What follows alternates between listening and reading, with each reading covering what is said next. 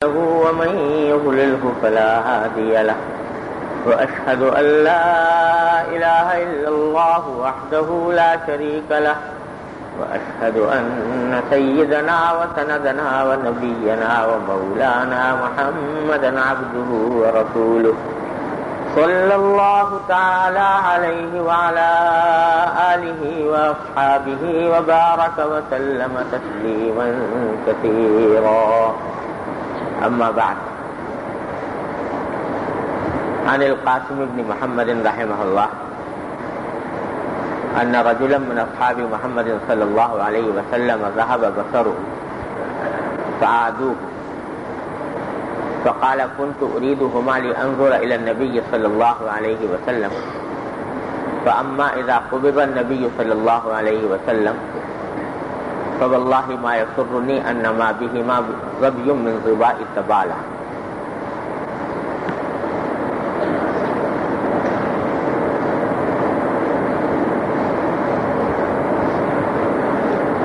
اللہ. حضرت قاسم ابن محمد رحمۃ اللہ علیہ بڑے درجے کے تابعین میں سے ہیں، مدینہ منورہ کے فقہائے سبعہ میں سے، حضرت صدیق اکبر رضی اللہ تعالیٰ عنہ کے پوتے ہیں، اور اللہ تبارک و تعالیٰ نے حدیث اور فقہ میں بہت اونچا مقام عطا فرمایا. وہ فرماتے ہیں کہ نبی کریم صلی اللہ علیہ وسلم کے صحابہ کرام میں سے ایک صاحب کی بینائی جاتی رہی، آنکھ میں کوئی بیماری پیدا ہوئی اور اس کے نتیجے میں بینائی جاتی رہی، تو لوگ ان کی عیادت کے لیے گئے اور اس بات پر کوئی افسوس کا اظہار کیا ہوگا کہ آپ کی بینائی جاتی رہی. تو انہوں نے عجیب جواب دیا، فرمایا کہ كنت أريدهما لأنظر إلى النبي صلی اللہ علیہ وسلم. ایسا معلوم ہوتا ہے کہ یہ بینائی جاتی رہی تھی رسول کریم صلی اللہ علیہ وسلم کی حیات طیبہ ہی میں، بعد میں پھر حضور کا وصال ہو گیا. تو جب ان حضرات نے عیادت کی اور عیادت میں ظاہر ہے کچھ افسوس کا اظہار کیا ہوگا کہ آپ کی بینائی جاتی رہی، تو اس پر انہوں نے فرمایا کہ مجھے ان آنکھوں کی بینائی واپس آنے کی خواہش صرف اس لیے تھی تاکہ میں نبی کریم صلی اللہ علیہ وسلم کا دیدار کر سکوں. صرف آپ کے دیدار کی خاطر میں اس بات کا خواہش مند تھا کہ میری بینائی لوٹ آئے. اب جب کہ نبی کریم صلی اللہ علیہ وسلم دنیا سے تشریف لے گئے تو اب مجھے بینائی کے واپس آنے کی کوئی فکر نہیں. اس واسطے بلکہ یہ کہتے ہیں کہ اگر مجھے ان آنکھوں کے بدلے اور اس بینائی کے بدلے مجھے اللہ تبارک و تعالی تبالہ ایک جگہ تھی، وہاں کے ہرن مشہور تھے، وہاں کے ہرنوں کی سی بینائی عطا فرما دے تو بھی مجھے خوشی نہیں ہوگی، کیونکہ رسول کریم صلی اللہ علیہ وسلم جب دنیا سے اٹھ گئے تو اب کسی اور چیز کو دیکھنے کو دل نہیں چاہتا. تو یہ خواہش صرف اس لیے تھی کہ سرکار دو عالم صلی اللہ علیہ وسلم کا جمال ہے جہاں آرا کا نظارہ کر سکوں، وہ نہیں ہوا. تو اب آئے بینائی تو کیا اور نہ آئے تو کیا، بلکہ کہا کہ خواہش یہ ہے کہ اسی حالت میں رہوں، اس واسطے کہ ایک دوسری حدیث آتی ہے جو آگے امام بخاری نے روایت کی ہے کہ نبی کریم صلی اللہ علیہ وسلم نے فرمایا کہ اللہ تبارک و تعالیٰ فرماتے ہیں کہ اذا ابتلیتہ بحبیبتیہ یرید عینیہ ثم صبر عوضتہ الجنہ. اللہ جل جلالہ فرماتے ہیں کہ اگر میں کسی شخص کی آنکھیں لے لیتا ہوں، بینائی طلب کر لیتا ہوں، جو اس کو بڑی محبوب ہوتی ہے بینائی، اور پھر وہ اس پر صبر کرتا ہے، تو اس آنکھوں کے بدلے میں اس کو جنت کا بدلہ دیتا ہوں. اس لیے حضرت ان صحابی نے یہ فرمایا کہ یہ وعدہ تو سنا ہوا ہے رسول اللہ صلی اللہ علیہ وسلم سے، تو اگر بینائی چلی گئی ہے تو انشاءاللہ جنت کی تو گارنٹی ہے اللہ کی رحمت سے اگر صبر کروں. باقی دنیا کے اندر سرکار دو عالم صلی اللہ علیہ وسلم کا دیدار کرنے کی خواہش تھی، وہ اب ہو نہیں سکتی، لہذا مجھے کوئی پرواہ نہیں. یہ ہیں عشاق نبی کریم سرور دو عالم صلی اللہ علیہ وسلم کے. میں نے اپنے والد ماجد رحمۃ اللہ علیہ سے سنا کہ ایک بزرگ تھے، ایک بزرگ تھے، بہت عرصے دراز سے اس بات کے متمنی تھے کہ خواب میں زیارت ہو نبی کریم صلی اللہ علیہ وسلم۔ حضور صلی اللہ علیہ وسلم کی زیارت کا ہونا خواب میں بڑی نعمت ہے، اور بزرگوں کے مختلف مذاق ہوتے ہیں۔ بعض بزرگوں کے مذاق یہ ہیں کہ وہ ان کو خواہش ہوتی ہے، تمنا ہوتی ہے کہ سرکار دو عالم صلی اللہ علیہ وسلم کا دیدار ہو جائے خواب میں، اور بعض بزرگوں کا مذاق یہ ہے کہ وہ ان کے اوپر خشیت اتنی غالب ہوتی ہے کہ وہ کہتے ہیں بھئی ہم اس قابل نہیں کہ سرکار دو عالم صلی اللہ علیہ وسلم کی زیارت کر سکیں، تو اس واسطے اس کی تمنا بھی نہیں کرتے۔ لیکن وہ بزرگ پہلے مذاق کے تھے تو تمنا کی ہوگی، تو اللہ تبارک و تعالیٰ نے اپنے فضل و کرم سے ایک روز زیارت کرا دی، تو زیارت کرا دی، خواب میں زیارت ہوئی نبی کریم صلی اللہ علیہ وسلم۔ جب زیارت سے مشرف ہو چکے تو وہی اسی خواب ہی میں سرکار دو عالم صلی اللہ علیہ وسلم سے درخواست کی کہ یا رسول اللہ دعا فرما دیجئے کہ بس اب میری آنکھیں سلب ہو جائیں، میری بینائی جاتی ہے، کہ آپ کے بعد پھر میں کسی اور کا دیدار کرنا نہیں چاہتا، یہ دعا فرمائی۔ چنانچہ جب آنکھ کھلی تو آنکھ کی بینائی جاتی رہی، اور پھر ساری عمر پر کوئی اور چیز نہیں دیکھی، کہا کہ بس یہ چاہتا ہوں کہ آخری بار جو دیدار ہو کسی چیز کا تو وہ سرکار دو عالم صلی اللہ علیہ وسلم کا دیدار ہو، اس کے بعد پھر کسی اور چیز کو دیکھنے کی خواہش نہیں۔ میرے مرحوم بھائی، بڑے بھائی ذکی کیفی صاحب جو مولانا محمود اشرف صاحب کے والد، تو انہوں نے اسی واقعے کو شعر میں نظم کیا ہے۔ اللہ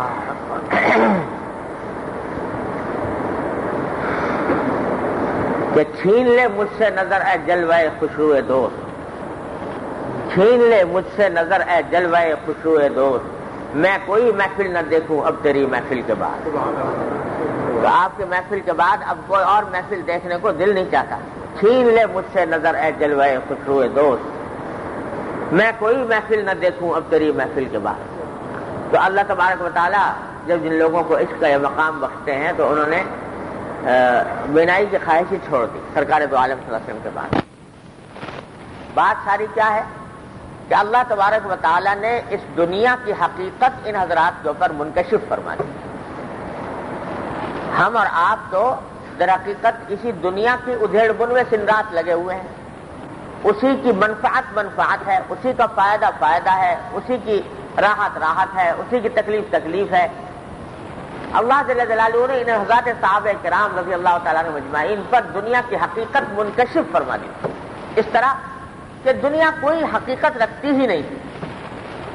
اب وہ جو حدیث میں آتا ہے کہ نبی کریم صلی اللہ علیہ وسلم نے فرمایا کہ لو کانت الدنیا تعدل عند اللہ جناح بعوضۃ ما سقى کافرا منها شربا، کہ اللہ تبارک و تعالیٰ کی نظر میں اگر دنیا ایک مچھر کے پر کے برابر بھی ہوتی تو کسی کافر کو اس دنیا کا ایک گھونٹ بھی نہ دیتا اللہ تعالیٰ۔ لیکن چونکہ مچھر کے پر سے بھی زیادہ بے حقیقت ہے، لہذا کافروں کو دے رکھی ہے جتنا چاہے لے جاؤ، جتنا چاہو لے جاؤ، مال تمہارا، دولت تمہاری، ملک تمہارا، اقتدار تمہارا، جو لے جاؤ۔ اور اپنے محبوب بندوں کے لیے اصل میں نعمتیں رکھی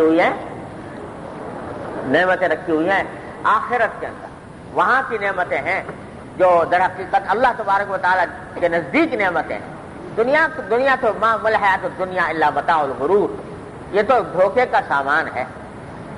تو اللہ تبارک و تعالیٰ نے اس دنیا کو بے شک بنایا اور تو ہمارے لیے جائز بھی کر دیا کہ بھئی جائز حدود کے اندر فائدہ بھی اٹھا لو، لیکن خدا کے لیے اس سے دل مت لگاؤ، خدا کے لیے اس کی حقیقت پہچانو کہ یہ دنیا جو ہے حقیقت میں صرف ایک تمہارے راستہ ہے، منزل تک پہنچنے کے لیے اللہ تبارک و تعالیٰ نے مقرر کیا ہے۔ اس کی راحت حقیقی راحت نہیں، اس کی تکلیف حقیقی تکلیف نہیں۔ یہی وجہ ہے کہ حضرت نبی کریم صلی اللہ علیہ وسلم کا یہ واقعہ احادیث میں آتا ہے کہ ایک مرتبہ حضرت حضور اقدس صلی اللہ علیہ وسلم تشریف فرما تھے اپنے گھر کے بالا خانے کے اوپر، اور اس وقت ازواج مطہرات کی طرف سے بعد ایسی باتیں ہوئی تھیں کہ جس کی وجہ سے حضرت صلی اللہ علیہ وسلم نے مناسب سمجھا کہ کچھ دن کنارہ کش رہ کر گزارے. تو بالا خانے پر تشریف فرماتے حضرت فاروق اعظم رضی اللہ عنہ ملنے کے لیے آئے,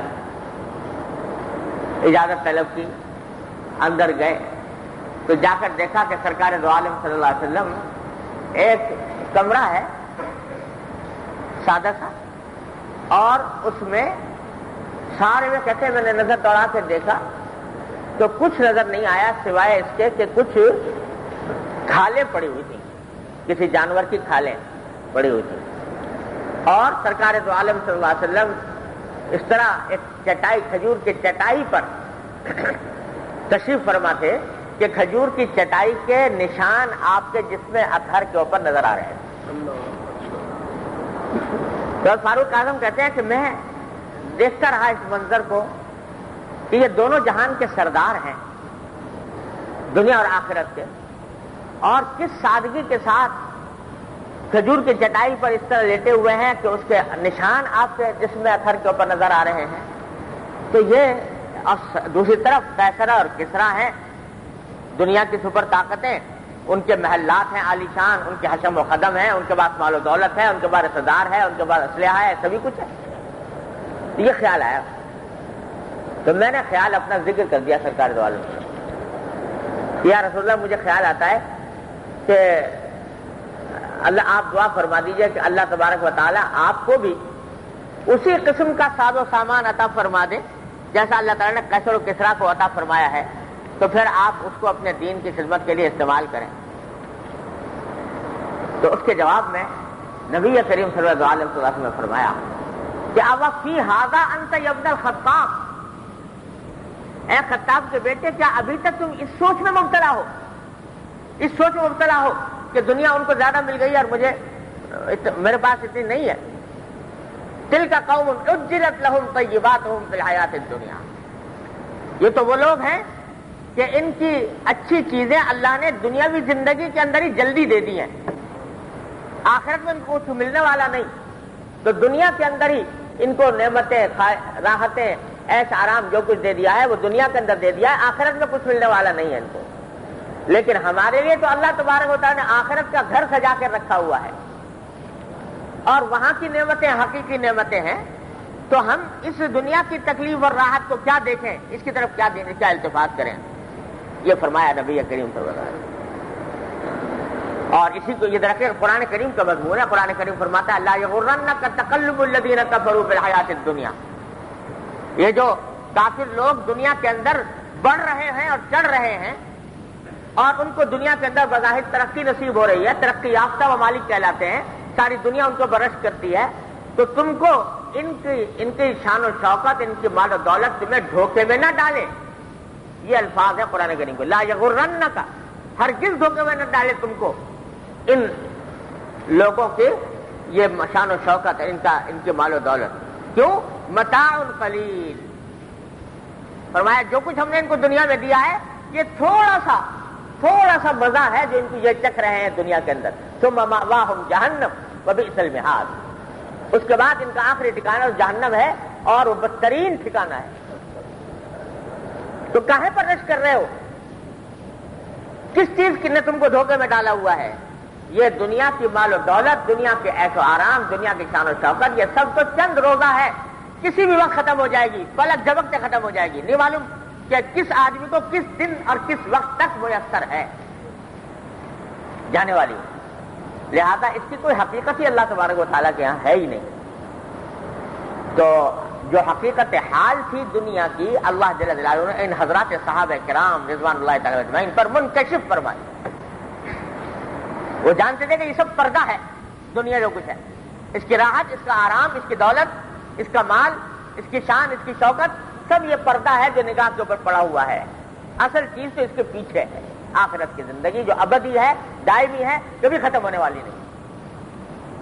لہذا وہ جب حقیقت منکشف ہو گئی دنیا کی, تو اب دنیا کی تکلیف بھی کوئی تکلیف نہیں معلوم ہوتی, دنیا کی راحت کا بھی کوئی احساس نہیں ہوتا.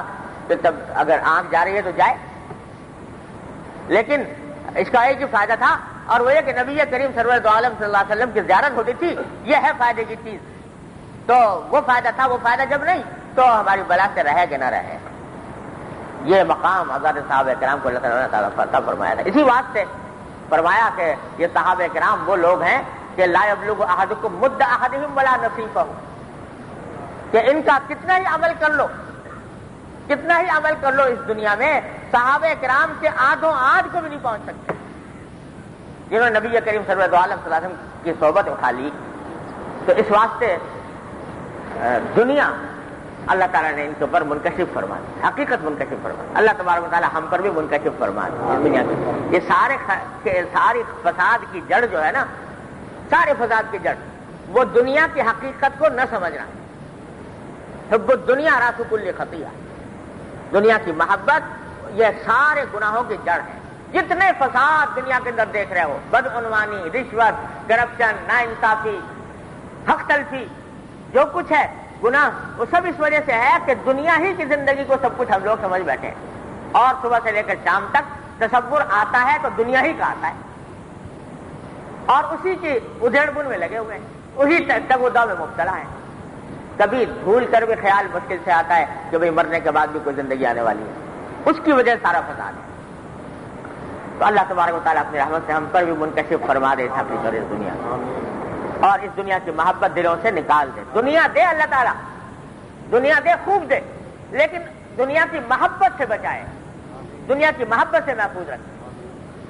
اللہ تو فرمایا کہ مجھے بس یہ پسند ہے۔ اللہ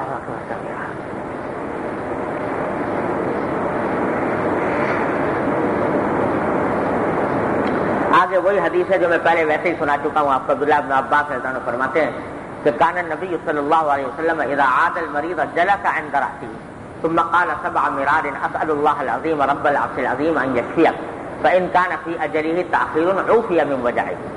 حضرت عبداللہ بن عباس رضی اللہ عنہ فرماتے ہیں کہ نبی کریم صلی اللہ علیہ وسلم جب کسی بیمار کی عیادت کے لیے تشریف لے جاتے تو جلس عند رأسه، تو آپ اس کے سر کے پاس بیٹھتے تھے، پہلے میں نے حدیث سنائی تھی آپ کو، اور 7 مرتبہ یہ دعا کرتے تھے، اسأل اللہ العظیم رب العرش العظیم ان یشفیک۔ چھوٹی سی دعا ہے، ہر مسلمان کو یاد کر لینی چاہیے۔ اسأل اللہ العظیم رب العرش العظیم ان یشفیک، معنی اس کے یہ ہے کہ اللہ، عظمت والے اللہ سے میں دعا کرتا ہوں، مانگتا ہوں، جو عرش عظیم کا مالک ہے اس سے مانگتا ہوں کہ وہ آپ کو شفا عطا کر دے۔ 7 مرتبہ یہ دعا مانگتے تھے۔ تو پھر فرماتے ہیں کہ اگر اس کی مریض کا بالکل وقت ہی مقدر کے مطابق نہ آ گیا ہو تو اللہ تعالیٰ اس کو اس بیماری سے ضرور شفا عطا فرمائے۔ 7 مرتبہ یہ دعا مانگے۔ ابو داؤد کی روایت میں یہ صراحت آئی ہے کہ موت کے سوا ہر بیماری کا یہ علاج ہے، موت کے سوا، یعنی اگر موت مقدر ہے اللہ تعالیٰ کے یہاں پھر تو موت کو کوئی چیز چلا نہیں سکتی، لیکن اگر زندگی ہے تو انشاءاللہ اس بیماری سے نجات ملے گی۔ اسأل اللہ العظیم رب العرش العظیم ان یشفیک، یہ یاد کر لینی چاہیے دعا۔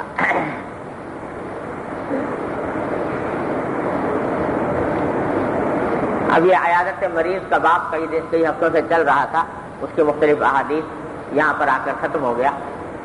ایک بات آخر میں عیادت مریض کے سلسلے میں اور عرض کر دوں، وہ یہ کہ عیادت مریض، اس کے فضائل آپ نے سنے اور پڑھے کہ جو آدمی بیمار کی عیادت کے لیے جاتا ہے تو 70,000 فرشتے اس کے لیے دعا کرتے ہیں۔ جنت کے جب تک عیادت کے لیے نکلا ہوتا ہے تو جنت کے باغ میں ہوتا ہے، اور خدا جانے کیا کیا فضائل اللہ تعالیٰ نے رکھے ہیں۔ بلکہ ایک حدیث میں نبی کریم صلی اللہ علیہ وسلم نے فرمایا کہ 40 خصلتیں ایسی ہیں کہ ان میں سے جس خصلت پر بھی انسان پابندی سے عمل کر لے تو وہ ضرور جنت میں جاتا ہے۔ 40 عمل فرمائے، ان 40 اعمال میں سے ایک عمل عیادت مریض بھی ہے، کہ اگر اللہ تبارک و تعالیٰ کی رضا جوئی کی خاطر کسی بیمار کی عیادت کرے تو یہ بھی جنت کے اعمال میں سے ہے، بڑی فضیلت ہے۔ لیکن ہر کام کے کچھ آداب ہوتے ہیں۔ عیادت مریض کا منشا کیا ہے؟ بیمار کی عیادت کا منشا ہے بیمار کو تسلی دینا، بیمار کو راحت پہنچانا، اگر ہم اس کی کوئی مدد کر سکتے ہیں تو مدد کر دیں، کوئی راحت پہنچاتے ہیں راحت پہنچا سکتے ہیں راحت پہنچا دیں، اور نہ کر سکے کم سے کم تسلی ہی کر دیں، یہ مقصد ہے۔ تو جب مقصد ہوا مریض کو تسلی دینا، مریض کو راحت پہنچانا، تو عیادت کرتے وقت اس بات کا لحاظ رکھنا بہت ضروری ہے کہ ہماری عیادت کی وجہ سے مریض کو تکلیف نہ پہنچے، ادنا تکلیف نہ پہنچے، اس بات کا لحاظ رکھنا ضروری ہے۔ مثلا عیادت کے لیے جاتے وقت ایسے وقت کا انتخاب کیا جائے کہ جو اس کے آرام کا وقت نہیں ہے۔ اگر آدمی چلا گیا ایسے وقت جبکہ اس بیچارے کے آرام کا وقت تھا، آپ نے جا کر دروازہ کھٹکھٹا دیا اور جا کر اس کے پاس بیٹھ گئے، تو یہ کیا ہوا؟ بجائے فائدہ پہنچانے سے الٹے تکلیف کا سبب بن گئے۔ تو جانے سے پہلے یہ دیکھ لو کہ جس وقت میں جا رہا ہوں اس وقت جانے سے اس کو کوئی تکلیف تو نہیں ہوگی۔ اگر تکلیف پہنچا دی آپ نے تو بجائے عیادت کا ثواب حاصل کرنے کے الٹا مریض کو تکلیف پہنچانے کا گناہ ہوگا۔ تو وقت کا انتخاب دیکھ بھال کر کرو۔ بعض اوقات عیادت کرنے والے جو ہیں وہ ایک مستقل مسئلہ بن جاتے ہیں مریض کے لیے۔ مرض ایسا ہے کہ اس میں یکسوئی چاہیے، تنہائی چاہیے تاکہ آرام ملے۔ اب معلوم ہوا کہ صاحب ایک تانتا بندھا ہوا ہے عیادت کرنے والوں، وہ اسی سے فرصت نہیں اس کو، تو وہ دوا کب کھائے، آرام کب کرے۔ تو اس بات کا لحاظ رکھنا ضروری ہے کہ عیادت کا کام پورا ہو جاتا ہے اگر جا کر آپ اس کے تیمارداروں سے مل لیں، خیریت اور صحت دریافت کر لیں، اس کے لیے دعا کر دیں، بس آپ کا کام پورا ہو گیا۔ ضروری نہیں کہ آپ اس سے ملیں بھی ضرور، اس بات کا خیال رکھیں۔ دوسری بات جو بڑی اہم ایک دوسری حدیث میں ارشاد فرمائی گئی جو یہاں پر موجود نہیں ہے حدیث میں نبی کریم صلی اللہ علیہ وسلم نے فرمایا کہ من عاد منکم فلیخفف، کہ تم میں سے جو شخص کسی کی عیادت کے لیے جائے تو اس کے پاس زیادہ دیر نہ بیٹھے، مختصر بات کر کے خیریت معلوم کر کے چلا آئے۔ دیکھو کتنی عجیب تلقین فرمائی نبی کریم صلی اللہ علیہ وسلم۔ اس واسطے کہ مریض کو ضرورت ہوتی ہے آرام کی، اس کو ضرورت ہوتی ہے یکسوئی کی۔ بعض اوقات بہت سے کام ایسے ہیں کہ دوسروں کی موجودگی میں نہیں کر سکتا، بے تکلف نہیں ہو سکتا، تو عیادت کا کام اتنا ہے کہ جا کے جیسے حضور صلی اللہ علیہ وسلم تشریف فرما ہوئے دعا پڑھ دی، دعا کر دی اور بس جاؤ اپنے گھر۔ بعض لوگ وہاں پر جم کے بیٹھ جاتے ہیں بیمار کے پاس، تو اب اس کے بیٹھنے سے بیمار کو زحمت ہوتی ہے کہ وہ کوئی بے تکلفی سے کام نہیں کر سکتا، گھر والوں کو بلا نہیں سکتا، پردے وردے کی دقت ہوتی ہے۔ تو اس بات سے پرہیز کرنا چاہیے کہ وہاں پر جم کر آدمی بیٹھے۔ حضرت عبداللہ بن مبارک رحمۃ اللہ علیہ بڑے درجے کے اولیاء اللہ میں سے ہیں، محدثین فقہاء میں سے ہیں۔ ان کا واقعہ لکھا ہے کہ جب ان کی مرض وفات پیش آیا، بیمار ہوئے، تو وہ تو اللہ کے بندے ایسے تھے کہ ساری مخلوق ان کے گرویدہ تھی۔ یہ وہ بزرگ ہیں کہ جب ایک مرتبہ بغداد آئے تھے تو بادشاہ جو ہے وہ بیٹھا ہوا تھا اپنے قلعے کے برج کے اوپر، تو بیٹھے بیٹھے اچانک سنا کہ ایک زور کا نعرہ جیسا بلند ہوتا ہے، جیسے کوئی دشمن چڑھایا، بہت بڑا ہجوم نظر آیا دور۔ تو اس نے اپنے آدمیوں کو بھیجا کہ دیکھ کے آؤ یہ کیا قصہ ہے، کوئی دشمن نے تو حملہ نہیں کر دیا۔ تو لوگوں نے آ کے بتایا کہ جی دشمن نے کوئی حملہ نہیں کیا، عبداللہ بن مبارک جو ہیں وہ سفر کر کے بغداد آئے ہیں، تو بغداد کے شہری ان کا استقبال کرنے کے لیے گئے تھے، ان کو چھینک آ گئی، انہوں نے الحمدللہ کہا تو سارے مجمع نے یرحمک اللہ کہا تھا۔ تو اس کا اتنا شور تھا، اتنی آواز تھی کہ یہ سمجھا کہ کوئی دشمن چڑھایا ہے۔ اللہ نے یہ مقبولیت کا عالم عطا فرمایا حضرت عبداللہ مبارک رحمۃ اللہ علیہ۔ تو جب ان کا مرض وفات آیا تو ظاہر لوگ عیادت کے لیے آ رہے تھے۔ اب جو تیماردار تھے انہوں نے کسی طریقے سے عیادت کروا دی لوگوں سے، تو لوگ آئے، آتے چلے گئے۔ ایک بہت ہی زیادہ معتقد تھا، کوئی جو ضرورت سے زیادہ معتقد لوگ ہوتے اس قسم کا تھا، تو وہ آ کے بیٹھا اور بیٹھ گیا، اٹھتا ہی نہیں۔ تو یہاں تک کہ حضرت عبداللہ مبارک بھی کروٹیں بدل رہے ہیں کہ کچھ کیسے اس کے ساتھ معاملہ کریں۔ تو آخر کار حضرت عبداللہ مبارک نے سوچا کہ اس سے یہ کہا کہ بھئی ایک تو بیماری کی تکلیف ہے، اوپر سے جو عیادت کرنے والے آتے ہیں ان کو عیادت کے آداب کا پتہ نہیں، اور یہاں آ کر بس تکلیف پہنچاتے ہیں، بیٹھ جاتے ہیں. تو وہ خدا کا بندہ پھر بھی نہیں سمجھا. وہ کہنے لگا کہ حضرت اگر آپ اجازت دیں تو پھر دروازہ بند کر دوں تاکہ کوئی دوسرا آنے نہ پائے. تو حضرت اللہ مبارک کو فرمایا کہ ہاں بھائی دروازہ بند کر دو، مگر باہر سے جا کر باہر سے جا کے تب جا کے وہ کہیں سمجھ میں آیا اس بیچارے.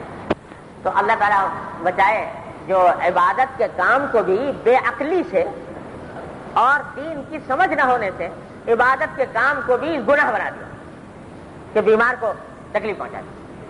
تو اس لیے فرمایا نبی کریم صلی اللہ علیہ وسلم کہ من عاد منکم فلیخفف، جو عیادت کرے تو تخفیف سے کام لے، تھوڑا وقت بیٹھے. ہاں کوئی خاص ایسے لوگ ہیں جو خدمت کر رہے ہیں بیمار کی، اور بیمار کی خدمت کی ان کو ضرورت ہے، تو وہ بھی پوچھ لے کہ واقعی میں خدمت کروں کہ نہ کروں. بعض اوقات آپ تو سمجھ رہے ہیں کہ میں خدمت کروں گا اور بیمار کو تکلیف ہوگی، تو بغیر پوچھے زبردستی خدمت کرنا بھی ٹھیک نہیں، وہ اس سے مستثنیٰ ہے. بہرحال ان آداب کا لحاظ ضروری ہے عیادت مریض کے اندر. اللہ تبارک و تعالی ہم سب کو دین کی صحیح فہم عطا فرمائے. آگے باب قائم کیا امام بخاری رحمۃ اللہ علیہ نے کہ آدمی اپنے گھر میں کیا کرے، گھر میں رہتے ہوئے کیا کرنا چاہیے. اور اس میں حضرت عائشہ صدیقہ رضی اللہ تعالیٰ عنہا کی حدیث نقل کی ہے، لا الہ الا اللہ، کہ حضرت عروہ ابن زبیر جو تابعین میں سے ہیں اور حضرت عائشہ صدیقہ رضی اللہ تعالیٰ عنہا کے بھانجے ہیں، تو وہ فرماتے ہیں کہ میں نے سال تو عائشہ ما کان النبی صلی اللہ علیہ وسلم یصنع فی بیتی، کہ ذرا یہ بتائیے کہ رسول کریم صلی اللہ علیہ وسلم گھر میں کیا کام کیا کرتے تھے. یہ ازواج مطہرات رضی اللہ تعالیٰ عنہن اجمعین کا احسان ہے اس امت پر کہ سرکار دو عالم صلی اللہ علیہ وسلم کے گھریلو زندگی کے وہ پہلو جو عام لوگوں سے پوشیدہ تھے امہات المومنین نے دنیا تک پہنچائے. سرکار دو عالم صلی اللہ علیہ وسلم کو اللہ تعالیٰ نے بھیجا اسوہ حسنہ بنا کر زندگی کے ہر شعبے میں. لہذا آپ جس طرح باہر کی زندگی میں اسوہ حسنہ ہیں اسی طرح گھر کی زندگی میں بھی اسوہ حسنہ ہے. تو اس واسطے امت کو پتہ چلنا چاہیے کہ گھر میں جا کر آپ کیا کرتے ہیں. تو حضرت عروہ بن زبیر نے اسی لیے پوچھا حضرت عائشہ صدیقہ رضی اللہ تعالیٰ عنہا. تو حضرت عائشہ نے فرمایا کہ ما یصنع احدکم فی بیتہ، حضور وہی کام کرتے ہیں اپنے گھر میں جو تم میں سے کوئی شخص اپنے گھر میں کیا کرتا ہوگا. پھر آگے تفصیل فرمائے کہ یخصف النعل ویرقع الثوب ویخیل، کہ گھر میں تشریف لاتے ہیں تو اپنے جوتے کی مرمت بھی خود کر لیں اور اپنے کپڑے میں پیوند بھی خود لگا لیتے ہیں، کپڑا خود سی لیتے ہیں. اور دوسری روایت میں الفاظ آتے ہیں کہ یحلب شاتہ ویفلی ثوبہ ویحلب شاتہ ویخدم نفسہ، کہ آپ اپنی بکری کا دودھ بھی خود دہہ لیتے تھے اور اپنے کپڑوں کو صاف کرنے کا کام بھی خود کر لیتے تھے اور اپنے جسم کی خدمت بھی خود ہی کر لیتے تھے.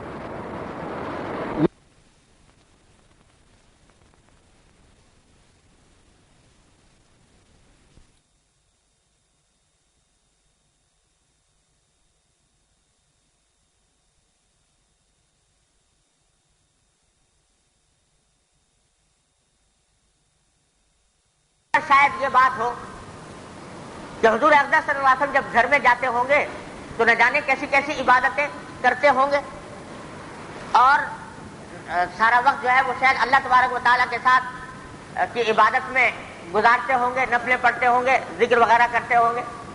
حضرت عائشہ صدیقہ رضی اللہ تعالیٰ فرماتی ہیں کہ سرکار دو عالم صلی اللہ علیہ وسلم گھر میں یہ کام کرتے تھے اور یہی کام در حقیقت عبادت تھا. سرکار دو عالم صلی اللہ علیہ وسلم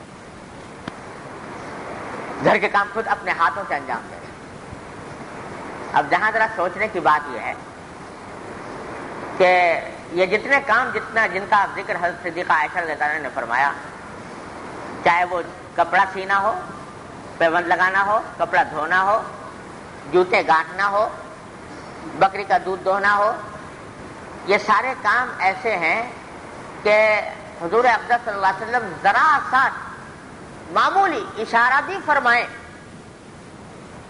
ازواج مطہرات کو یا اپنے جانثار صحابہ کرام میں سے کسی بھی صحابی کو، تو ان میں سے ہر شخص آگے بڑھ چڑھ کر یہ کام انجام دینے کو اپنی سعادت سمجھے۔ ہوتا کہ نہیں ہوتا؟ بلکہ آپ کے کہنے کی بھی ضرورت نہیں، آپ کے فرمانے کی بھی ضرورت نہیں۔ صحابہ کرام کو اگر صرف یہ اندازہ ہو جائے کہ اس وقت سرکار دو عالم صلی اللہ علیہ وسلم کو فلاں چیز کی خواہش ہے، تو آپ کے کہے بغیر وہ کام کرنے کو ہر دم تیار اور اس کو اپنی سعادت سمجھنے والے۔ حدیث میں آتا ہے اللہ اکبر کہ ایک مرتبہ سرکار دو عالم حضرت عائشہ فرماتی ہیں رضی اللہ تعالیٰ عنہا کہ ایک مرتبہ نبی کریم صلی اللہ علیہ وسلم تشریف فرما تھے، تو آپ، اور یہ غزوہ احزاب کے وقت کا واقعہ ہے، غزوہ خندق کا، تو غزوہ خندق کی مصروفیت کی وجہ سے بعض نمازیں بھی قضا ہوئیں اور نیند بھی پوری نہیں ہوئی، بھوک کی بھی تکلیف، اور مشقت خندق کھودنے کی، یہ سب کچھ، اور ساتھ دشمن کی طرف سے ہر وقت اندیشہ کہ بڑا دشمن تیار ہو کر آیا ہے کہ اس وقت حملہ نہ کر دے۔ تو حضرت عائشہ صدیقہ اذا فرماتی ہیں کہ ایک رات نبی کریم صلی اللہ علیہ وسلم اپنے بستر پر تشریف لائے سونے کے لیے، تو اس وقت فرمانے لگے کہ کاش کہ آج کی رات کوئی میرے دروازے پر پہرا دے دیتا، یہ خواہش ظاہر فرمائی، کاش آج کی رات میرے دروازے پر کوئی پہرا دے دیتا۔ آپ کے دروازے پر مستقل پہرا نہیں ہوتا تھا، لیکن اس رات آپ نے بجانے کس عالم میں یہ بات فرمائی ہوگی، میں سوچتا ہوں کہ خندق کی مشقت اور پتہ نہیں کب سے آپ سوئے نہیں، اور بھوک کا عالم اور دشمن کا خوف، یہ ساری باتیں، تو شاید یہ سوچا ہوگا کہ اگر کوئی پہرا دینے والا ہوتا تو ذرا اطمینان سے کچھ وقت نیند لے لے۔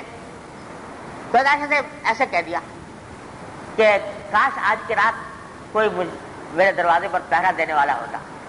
حضرت عائشہ فرماتی ہے میرے دل میں ایک دم سے خیال آیا کہ میں کسی کو بلواؤں۔ ابھی یہ سوچ ہی رہی تھی کہ اچانک دروازے پر ایک تلوار کی جھنکار سنائی دی، تلوار کی آواز، تو پوچھا کون؟ کہا سعد ابن ابی وقاص رضی اللہ تعالیٰ عنہ۔ پوچھا کہ کیسے آنا ہوا؟ کہا کہ میرے دل میں بیٹھے بیٹھے خیال آیا کہ آج کی رات میں سرکار دو عالم صلی اللہ علیہ وسلم کے دروازے پر پہرا دوں۔ یہ خیال آیا تو اس خیال کے ماتحت اس وقت آیا ہوں کہ آج میں چاہتا ہوں کہ حضور کے دروازے پر پہرا دوں۔ تو جو میں کہہ رہا تھا کہ آپ کو تو فرمانے کی بھی ضرورت نہیں، کسی صحابی کو دل میں خواہش پیدا ہو اور آپ خواہش ہی کر لیں اور کسی صحابی کو پتہ چل جائے، یہاں تو صحابی کو اللہ تعالیٰ نے دل میں ڈال دی، لیکن اگر کسی صحابی کو پتہ لگ جائے کہ سرکار دو عالم صلی اللہ علیہ وسلم کوئی کام کرنا چاہتے ہیں تو سارے صحابہ کرام اپنی جانیں قربان کر کے بھی وہ کام کرنے کو تیار۔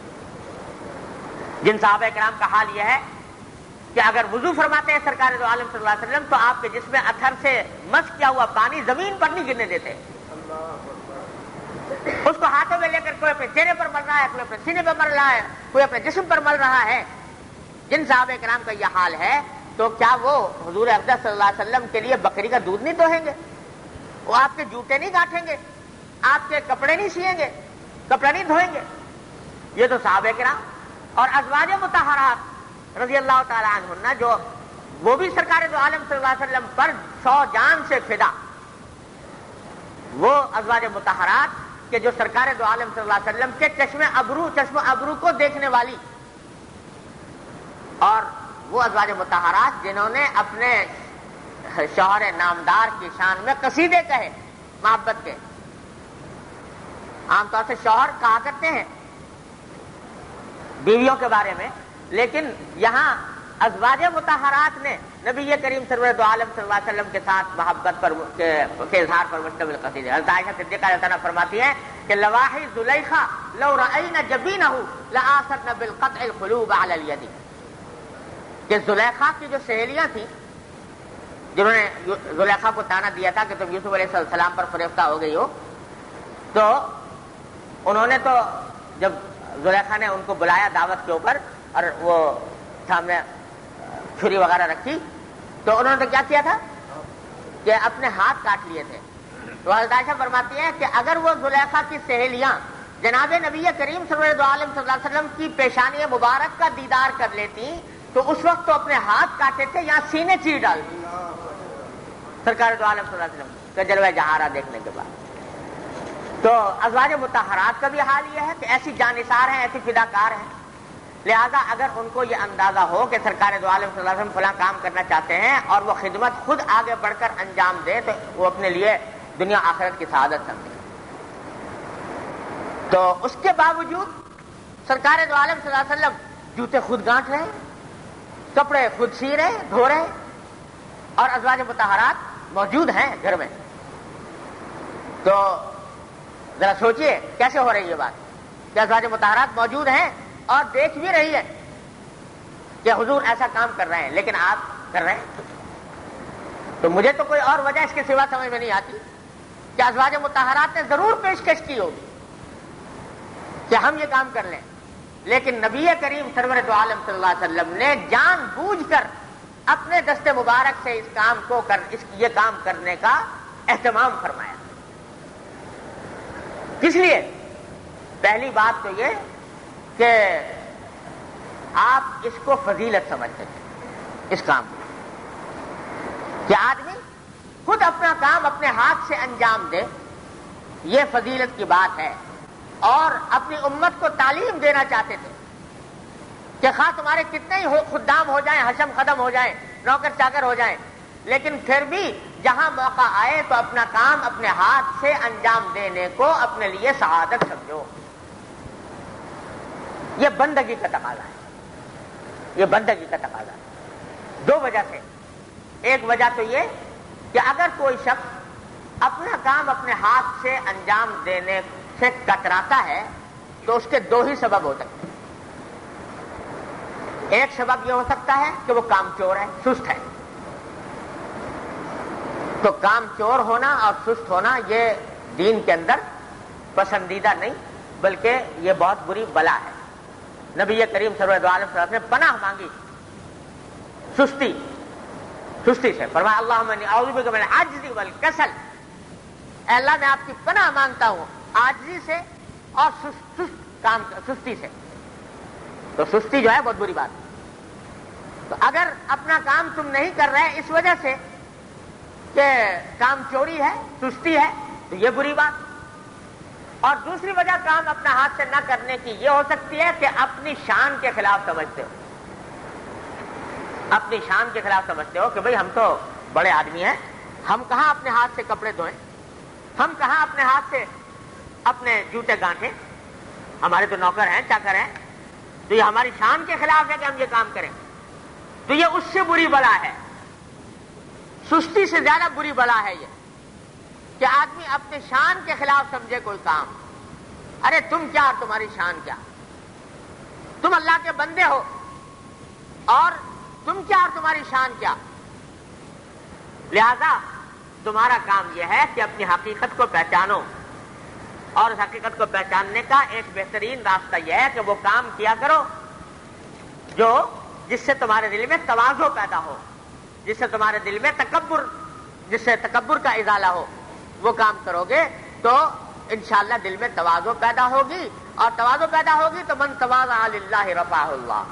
جو اللہ تبارک و تعالیٰ کی خاطر تواضع اختیار کرتا ہے اللہ تعالیٰ اس کو بلندی عطا فرماتا ہے. تو سرکار دو عالم صلی اللہ علیہ وسلم جو یہ کام کر رہے ہیں اپنے دست مبارک سے، نہ ازواج مطہرات سے کروا رہے ہیں، نہ صحابہ کرام میں سے کسی سے کروا رہے ہیں. وہ اس لیے کروا رہے ہیں تاکہ امت کو یہ تعلیم دی جائے کہ جب میں یہ کام کر رہا ہوں دونوں جہان کا سردار ہونے کے بعد، تو بتاؤ تم میں سے ہر شخص کو کیا چاہیے.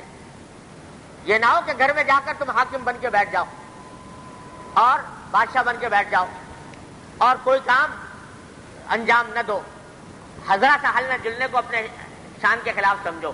اگر سستی کی وجہ سے کر رہا ہو تو بری بات، اور اگر تکبر کی وجہ سے کر رہا ہے تو اس سے بھی بری بات.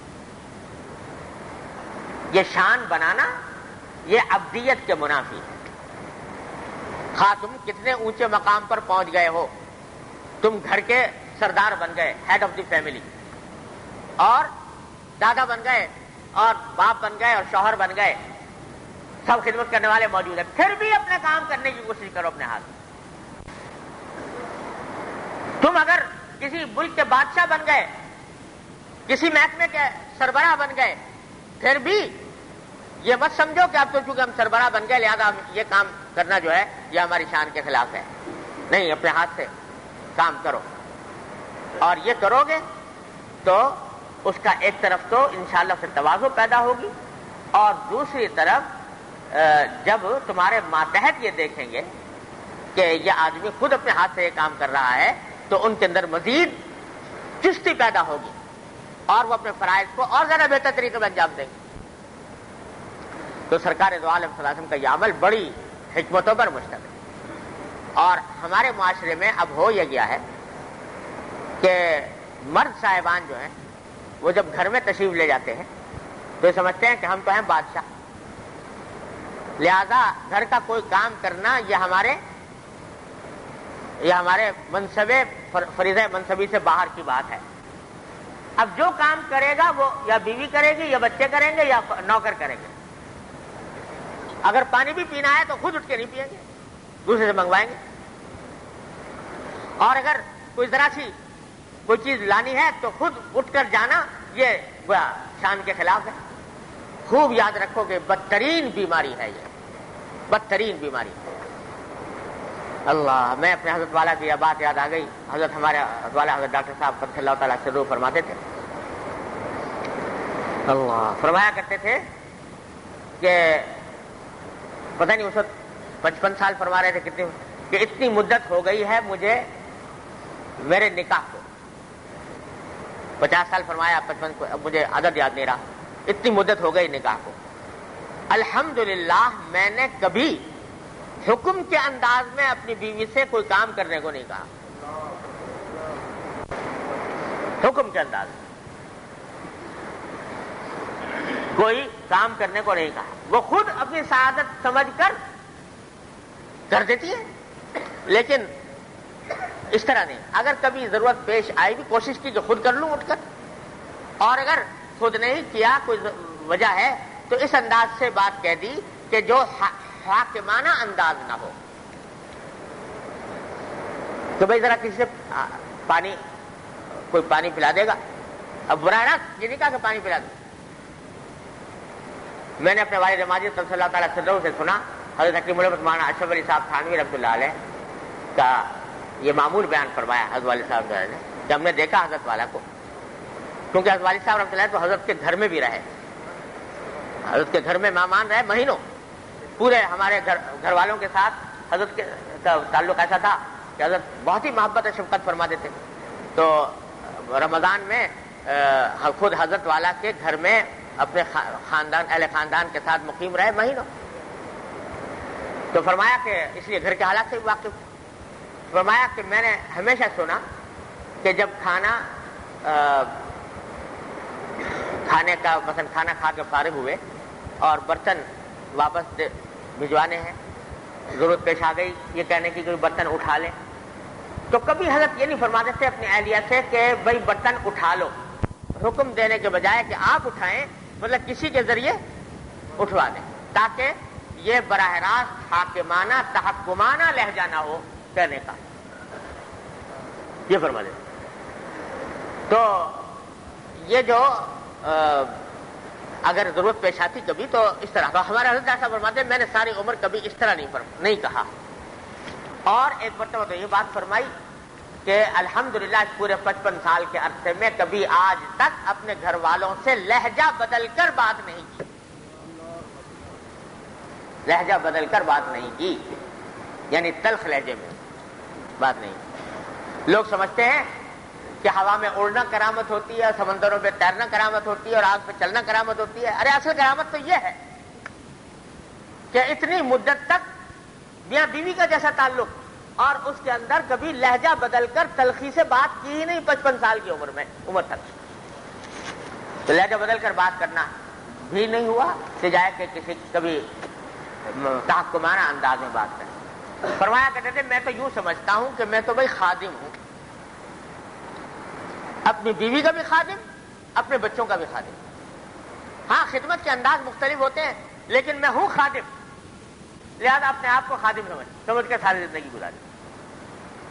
تو اب معاملہ ہو گیا ایسا کہ ہمارے معاشرے میں مردوں نے یہ سمجھ لیا کہ گھر کا کوئی کام کرنا یہ گھر کا کوئی کام کرنا ہمارے فرائض سے خارج نہیں بلکہ ہماری شان کے خلاف، اور یہ اتنی بڑی بری بلا ہے اپنی شان کے خلاف سمجھنا، تکبر کی وہ قسم ہے کہ اپنی شان اتنی بڑی ہے کہ ہم یہ کام نہیں کر سکتے، یہ اتنی بری بلا ہے کہ میں کیا بتاؤں آپ کو۔ ہمارے حضرت حاجی صاحب، میں نے اپنے والد ماجد قدس اللہ تعالیٰ سر سے سنا، حضرت حاجی امداد اللہ صاحب ماجد مکی رحمۃ اللہ علیہ کا یہ مقولہ، فرماتے تھے کہ جو شخص اپنی شان بنانے کی کوشش کرے اس کو اس طریق کی ہوا بھی نہیں لگی، وہ کتنا بڑا پیر بن بیٹھا ہو۔ جو یہ سمجھے کہ میں کیونکہ پیر بن گیا لہذا یہ بات میرے شان کے خلاف ہے، تو فرمایا اس کو تو طریقہ تصوف کی ہوا بھی نہیں لگی، ہوا بھی نہیں لگی۔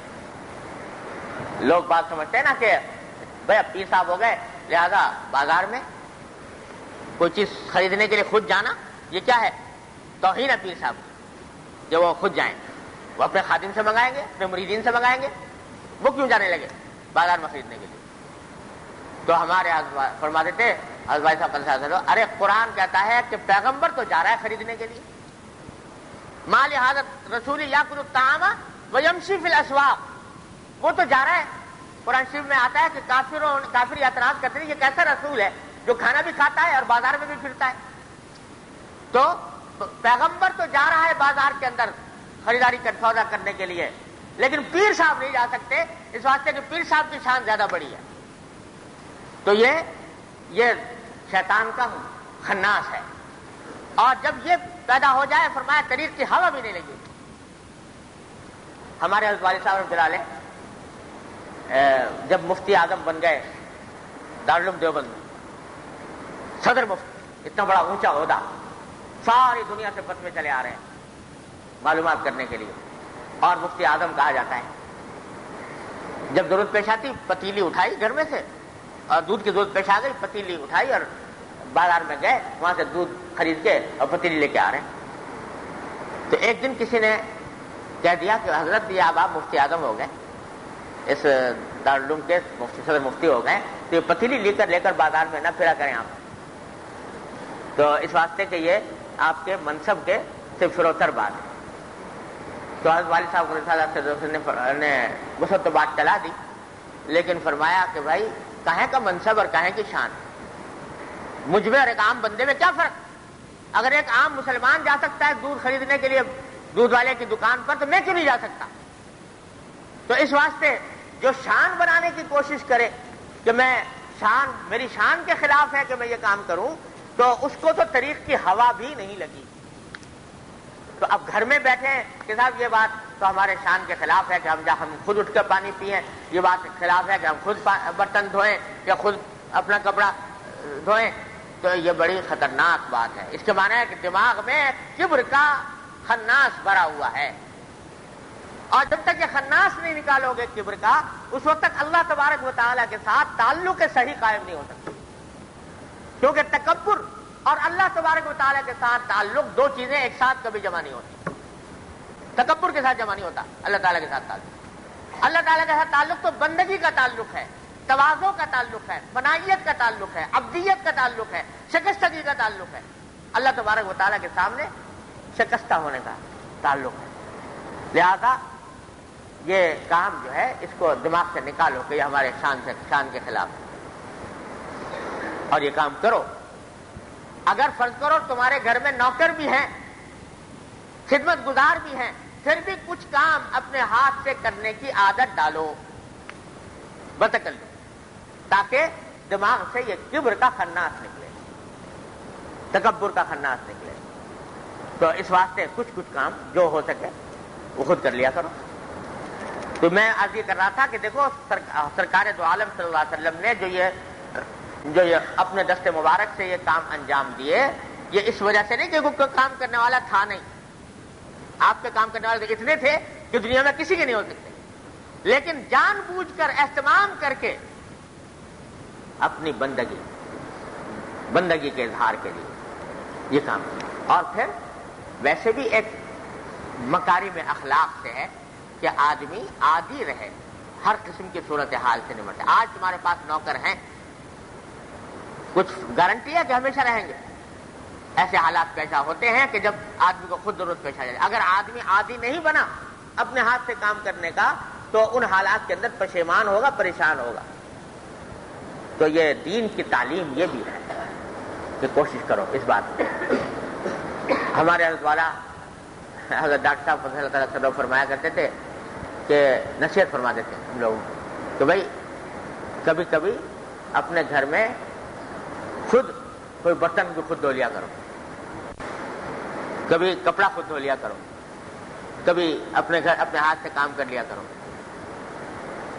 یہ اہتمام کرو، یہ کام ہو، یہ بھی گویا تمہارے ضروری کاموں میں سے ہے. اور ہم نے اپنے والد ماجد لوگ کو پایا کہ باوجود ہے کہ سب الحمدللہ خدمت گزار موجود تھے لیکن اپنے ہاتھ سے کام کرنے کا معمول تھا. اللہ ہمیں ایک مرتبہ نصیحت کے طور پر فرمانے لگے، نصیحت کرتے ہوئے کہ میں وقت کا کوئی لمحہ کوشش کرتا ہوں کہ ضائع نہ ہو اور ہر لمحہ کسی نہ کسی کام میں لگ جائیں، دنیا کا ہو یا آخرت کا ہو. تو فرماتے ہیں اس لیے اب طبیعت ایسی بن گئی ہے کہ خالی وقت اگر ہو تو طبیعت پر بہت بوجھ ہوتا ہے کہ یہ وقت خالی جا رہا ہے بیکار، طبیعت بار ہوتا ہے. تو فرمانے لگے کہ ہے تو شرم کی بات لیکن تمہیں سمجھانے کے لیے کہتا ہوں کہ جب میں بیت الخلاء میں بیٹھتا ہوں تو بیت الخلاء میں جو وقت گزرتا ہے وہ طبیعت بار ہوتا ہے کہ بیکار وقت جا رہا ہے. اس میں آدمی ذکر بھی نہیں کر سکتا، زبان سے ذکر کرنا بھی اس وقت ٹھیک نہیں ہے، دل سے تو کر سکتا ہے، زبان سے نہیں کر سکتا. تو اس لیے طبیعت پر بوجھ ہوتا ہے کہ وقت بیکار جا رہا ہے. تو کیا کرتا ہوں کہ اس وقت کو کام میں لگانے کے لیے لوٹا سامنے رکھا ہے، لوٹا دھو لیتا ہوں تاکہ وقت بھی کام میں لگ جائے اور ایک گھر کا ایک کام بھی نمٹ جائے. تو اپنے دست مبارک سے کام کرنے کا معمول تھا حضرت والا کا. تو بھائی یہ سب مسلمانوں کو چاہیے. اصل سارے دین کا یہ کلید ہے، دین کو حاصل کرنے کی کلید ہے تواضع اور فنائیت، اپنے آپ کو مٹانا اللہ تبارک و تعالیٰ کے سامنے. اور یہ اعمال و افعال جو ہیں یہ انسان کو تواضع تک لے جاتے ہیں، فنائیت پیدا کرتے ہیں، ابدیت و شکستگی پیدا کرتے ہیں. لہذا اس کی عادت ڈالنی چاہیے. اللہ تبارک و تعالیٰ مجھے آپ کو سب کو اس پر عمل کرنے کی توفیق عطا فرمائے. اور دل میں نیت کر لو، برتن دھونا کی ضرورت پیش آ گئی، کپڑے دھونے کی ضرورت پیش آ گئی، دل میں نیت کر لو کہ یہ کام کر رہا ہوں میں نبی کریم سرور دو عالم صلی اللہ علیہ وسلم کی سنت کی اتباع میں کر رہا ہوں. جب یہ نیت کر لی اتباع سنت کی تو وہ تمہارا کپڑا دھونا بھی عبادت، تمہارا جوتا گانٹنا بھی عبادت، تمہارا برتن دھونا بھی عبادت. یہ سارے کام جو ہیں یہ عبادت بن جائیں گے اگر تم نے اتباع سنت کی نیت کر. تو بتاؤ اگر تھوڑی دیر 5 منٹ اس کام میں صرف ہو گئے اور اس سے نبی کریم صلی اللہ علیہ وسلم کی اتباع سنت کی برکات حاصل ہو گئی تو کتنا سستا سودا ہے، کتنا سستا سودا ہے. اور ہمارے حضرت والا فرمایا کرتے تھے کہ جس وقت اتباع سنت کی نیت سے کوئی کام کر رہے ہوتے ہو اس وقت اللہ تبارک و تعالیٰ کے محبوب ہوتے ہو. ان کنتم تحبون اللہ فاتبعونی یحببکم اللہ. میری اتباع کرو، حضور کی اتباع کرو تو اللہ تبارک و تعالیٰ تم سے محبت کریں گے. تو جو کام حضور کی اتباع میں کر رہے ہو، برتن دھو رہے ہو حضور کی اتباع میں، اللہ کی محبوبیت حاصل ہو رہی، اللہ تبارک و تعالیٰ کے محبوب بن رہے ہو. کپڑا دھو رہے ہو حضور کی سنت کی اتباع میں، اللہ تبارک و تعالیٰ کے محبوب بن رہے ہو. ارے کہیں کی شان اور کہیں کا منصب، اس منصب کے آگے کہ اللہ تبارک و تعالیٰ فرما رہے ہیں تو ہمارے محبوب بن رہے ہو، ہمارے حضور ہمارے رسول کی اتباع میں محبوب بن رہے ہو. اس سے بڑا اور کیا منصب ہوگا، اس سے بڑی اور کیا شان ہوگی. اللہ تعالیٰ ہم سب کو عطا فرمائے. اللہم صلی علی سیدنا مولانا محمد کما صلیت علی ابراہیم وعلی آل ابراہیم انک حمید مجید. ربنا ظلمنا انفسنا وان لم تغفر لنا وترحمنا لنكن من الخاسرین.